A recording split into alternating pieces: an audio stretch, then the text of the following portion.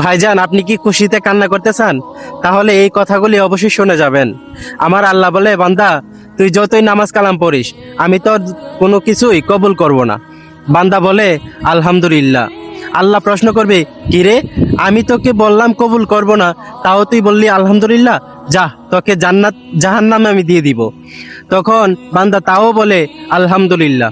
আল্লাহ বলে, কিরে, তোকে জাহান্নামে দিব, তাও তুই আলহামদুলিল্লাহ বলতেছিস, কারণ কি?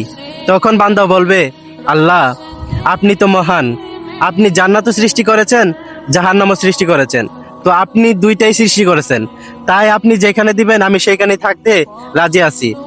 তখন আল্লাহ বলবে, জাহান্নামের কত গুণ কষ্ট, জাহান্নামের আগুন কতটুকু ভয়াবহ, সেটা কি তুই জানিস?